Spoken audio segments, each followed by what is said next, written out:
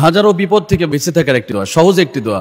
নবী করিম সাল্লাল্লাহু আলাইহি ওয়াসাল্লাম বলেন, লা হাওলা ওয়ালা কুওয়াতা ইল্লা বিল্লাহিল আলিয়্যিল আযীম। একবারে সহজ, আমাদের অনেকের মুখস্থ। এটাকে বলা হয়েছে কানজুম মিন কুনুজিল জান্নাহ, জান্নাতের খনি বলা হয়েছে। আপনি কি প্রয়োজন, কি দরকার, আপনি এটা পড়েন। আপনি বিপদে পড়েছেন, বলেন লা হাওলা ওয়ালা কুওয়াতা ইল্লা বিল্লাহিল আলিয়্যিল আযীম, লা হাওলা ওয়ালা কুওয়াতা ইল্লা বিল্লাহিল আলিয়্যিল আযীম, লা হাওলা ওয়ালা কুওয়াতা ইল্লা বিল্লাহিল আলিয়্যিল আযীম। আপনার সম্পদের প্রয়োজন, অভাবের মধ্যে আছেন, আপনি বলতে থাকেন লা হাওলা ওয়ালা কুওয়াতা ইল্লা বিল্লাহিল আলিয়্যিল আযীম। আর বিশেষ করে যাদের সম্পদ প্রয়োজন আছে, রিজিকের দরকার, তারা দুইটা আমল করবে, বেশি বেশি করে ইস্তিগফার করা। দ্বিতীয় নাম্বার হলো লা হাওলা ওয়ালা কুওয়াতা ইল্লা বিল্লাহিল আলিয়্যিল আযীম।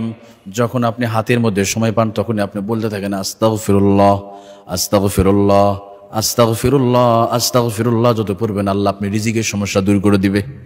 আল্লাহ নিজে কুরআনুল কারীমে বলেন, কুল ইস্তাগফিরু রাব্বাকুম ইন্নাহু কানা গফফারা ইউরসিলিস সামাআ আলাইকুম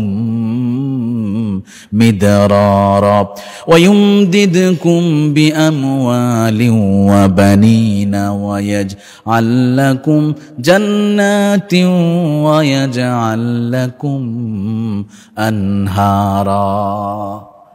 নবীজি বলেন, আপনি ইস্তিগফার করুন। যদি কেউ ইস্তিগফার করে, আল্লাহ বলেন আমি রব্বুল আলামিন তারে বিশেষ করে 5টা নিয়ামত আমি দিয়ে দিব।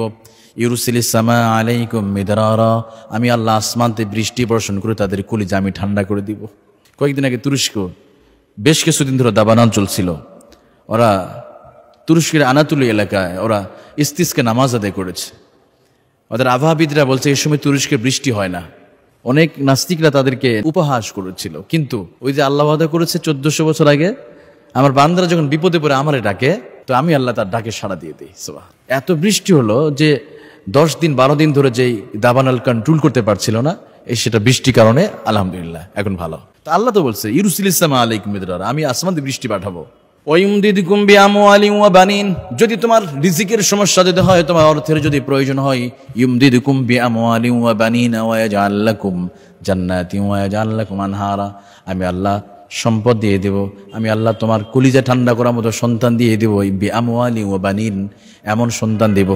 সন্তানকে রিজিক বলা হয়। ভালো সন্তান যদি হয়, মেধাবী সন্তান, সেই সন্তান তো একদিন আপনার উপার্জন করে টাকা দিবে, তাই না? এই জন্য রিজিক শুধু টাকাকে বোঝায় না। মুফাসসির কেরাম রিজিককে 4 ভাগ করেছেন। এর মধ্যে সন্তানকেও বোঝানো হয়েছে, ভালো স্ত্রীকেও রিজিক হিসাবে বোঝানো হয়েছে। তাহলে সন্তানও আপনার রিজিক। আল্লাহ বলেন আমি সন্তান দিব, আমি সম্পদ দিব, জান্নাত দিব, বৃষ্টি তার জন্য দান করে দেব। সুবহানাল্লাহ। অতএব আপনি যত বিপদে পড়েন না কেন, এই করোনাকালীন সময় অনেকে চাকরি চলে গেছে, করোনার সময় অনেকে চাকরি চলে গেছে, বেতন বন্ধ হয়ে গেছে, চিন্তার কারণে আপনি আল্লাহ ভরসা করেন আর বেশি বেশি পড়তে থাকেন আস্তাগফিরুল্লাহ, আস্তাগফিরুল্লাহ পড়েন। প্রতিদিন আসরের পরে 100 বার করে আস্তাগফিরুল্লাহ পড়বেন। আর যখন সময় পান, তখনই সুযোগ পেলেই হাতে তাসবিহ থাকলে অথবা হাতে আপনি বলবেন আস্তাগফিরুল্লাহ, আস্তাগফিরুল্লাহ। আপনি গাড়ি ড্রাইভ করছেন, আপনি মনে মনে ইস্তিগফার করুন। আপনি যে লা হাওলা ওয়ালা কুওয়াতা বলুন, ইস্তিগফার পড়তে থাকেন আপনি সব সময়, দেখবেন আল্লাহ তাআলা আপনি ডাকে আল্লাহ সাড়া দিয়ে দেবে।